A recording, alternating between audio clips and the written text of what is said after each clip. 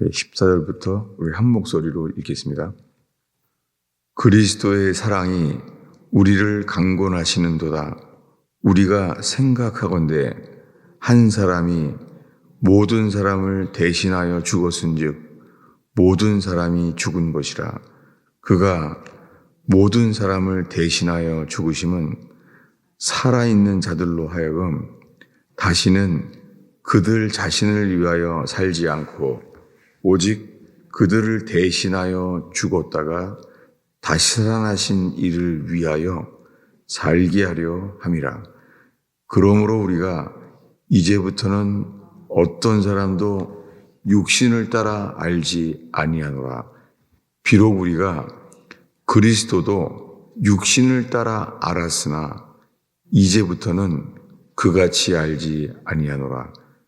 그런즉 누구든지 그리스도 예수 안에 있으면 새로운 피조물이라. 이전 것은 지나갔으니 보라 새 것이 되었도다. 우리가 많이 익숙한 말씀 앞에 있습니다. 14절에 그리스도의 사랑이 우리를 강권하시는도다.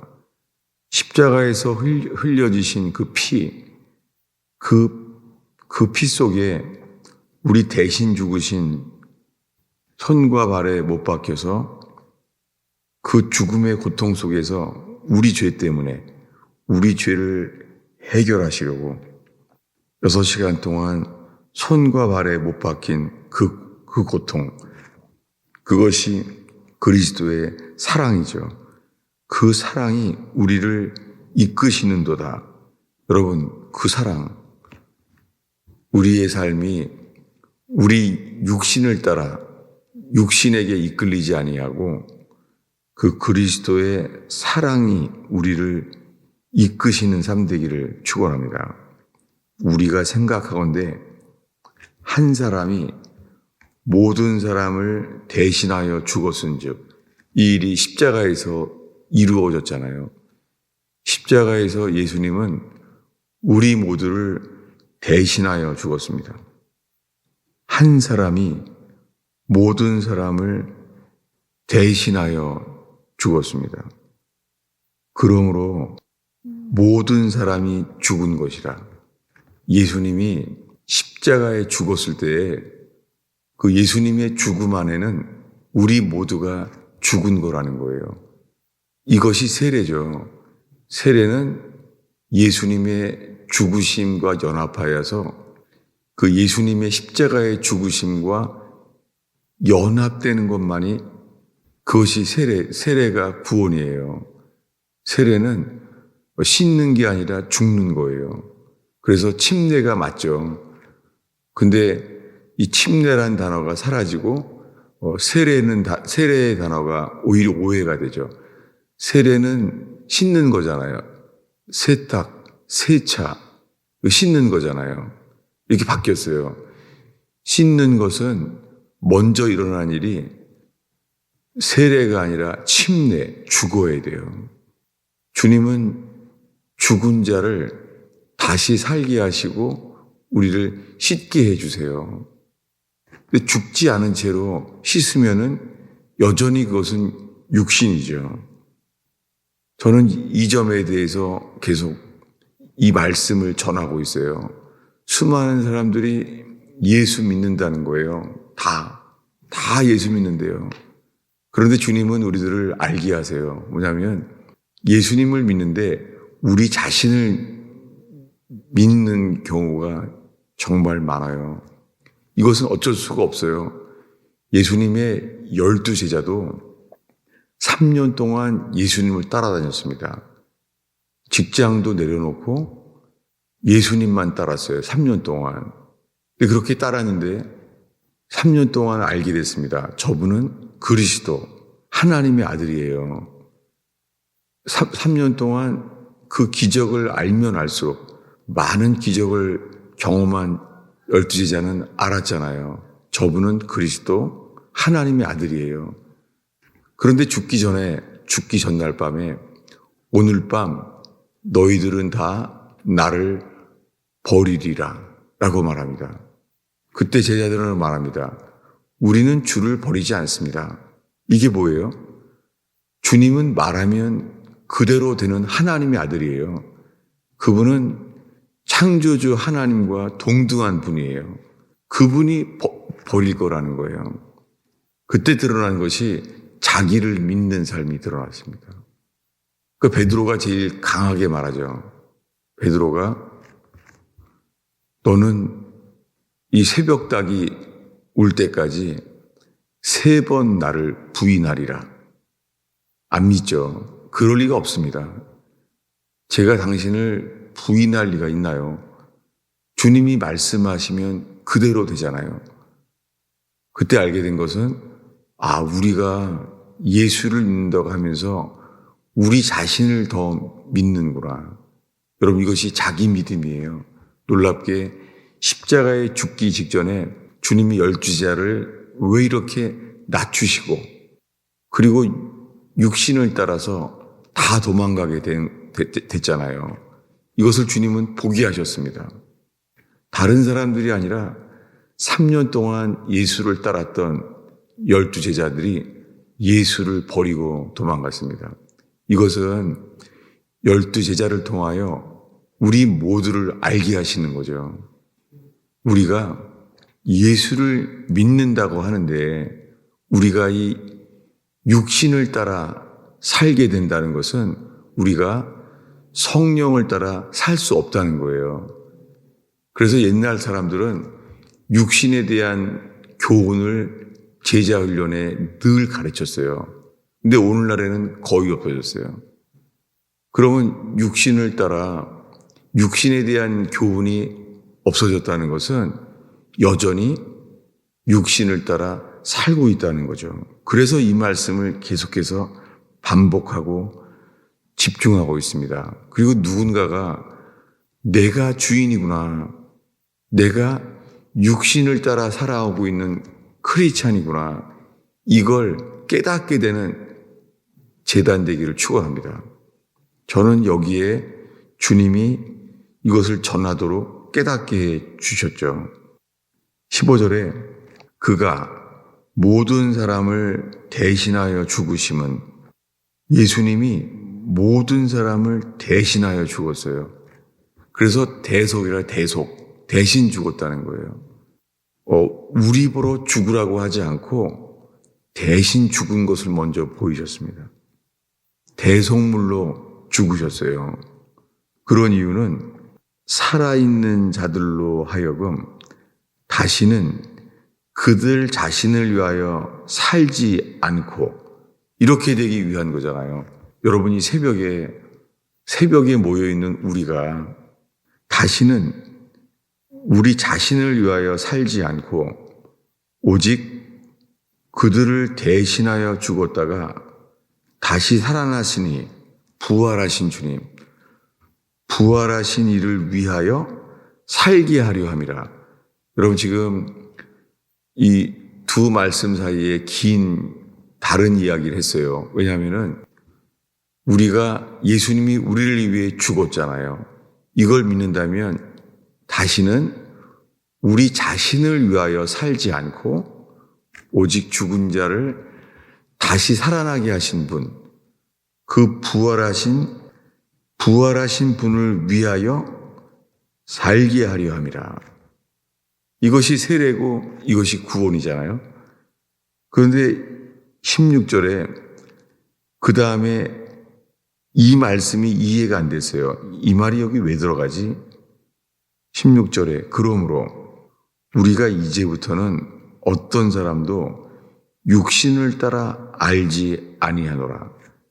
그러니까 다 다른 사람들도 교인들이건 안 믿는 사람들이건 간에 모든 사람에 대하여 육신을 따라 알지 않는다는 거예요. 비록 우리가 그리스도도 육신을 따라 알았으나 예수 그리스도 십자가에 돌아가신 하나님의 아들 그분을 육신을 따라 알았대요. 비록 우리가 그리스도도 육신을 따라 알았으나 이제부터는 그같이 알지 아니하노라. 이 고린도 교회에 말하기를 이제부터는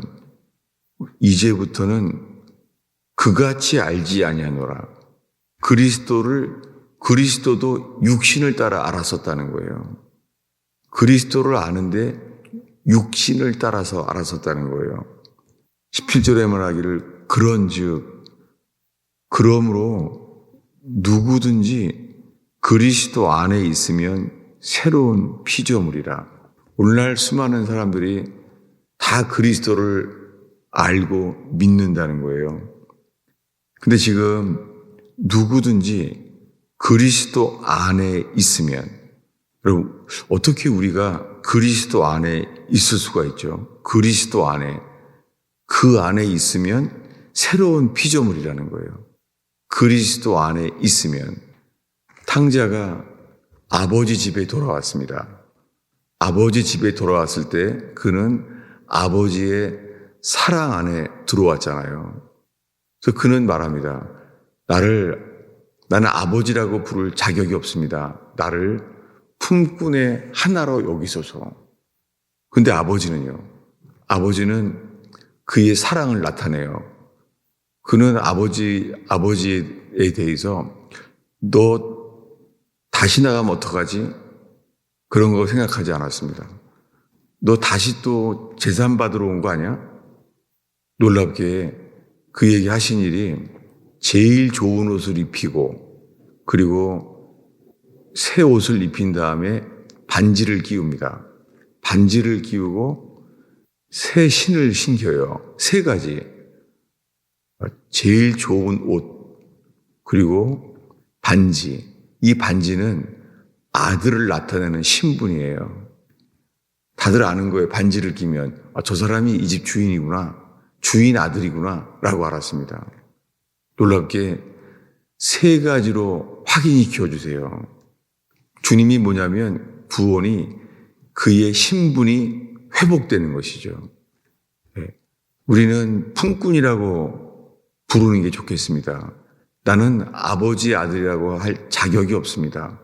그때 그 아버지는 보입니다. 뭐냐면 너는 내 아들이야. 그리고 아들의 신분을 나타내는 옷을 입혀요. 그 옷이요, 로브의 로브. 그 옛날에 도령들이 입는 옷. 그래서 아들의 신분이에요. 이 집 주인이구나. 주인 아들이구나. 예. 일하는 사람들은 바지 저고리예요. 예. 투피스예요. 예. 일하는 사람들은 신분을 보여요. 신분을. 일하는 사람들은 투피스로 입어요. 근데 아들은 제일 좋은 로브, 긴 옷을 입혀요. 신분이 완전히 바뀌었습니다. 그리스도 예수 안에 있으면 탕자에게 일어난 그 일이 일어난 것처럼 새로운 피조물이 된다는 거예요. 새로운 피조물, 새롭게 창조되게 하신다는 거예요. 지금 여기에 우리 스스로 할 수 있는 건 없잖아요. 우리가 어떻게 스스로 새롭게 될 수가 있겠어요? 그것은 그리스도께서 그리스도의 사랑으로 우리를 이끄셔서 주님이 친히 하셔야 되는 일이잖아요. 여러분, 지금 이 말씀 앞에는 우리가 할 수 있는 게 없습니다. 주님이 하셔야 돼요. 주님이 우리를 이런 일 앞에 세워요. 어떤 때는 주님께서 세상에서 말도 안 되는 일이라고 하는데 주님이 친히 되게 하세요. 그것이 병 고침일 때도 있고 그리고 망해갔던 사업일 수도 있고 주님은 전적으로 순종하는 자를 통하여 주께로 돌이키는 자를 통하여 삶을 회복시켜 주십니다. 주님은 죽은 자를 다시 살리시는 부활 능력으로 삶을 새롭게 해주십니다. 그것이 새로운 피조물이잖아요.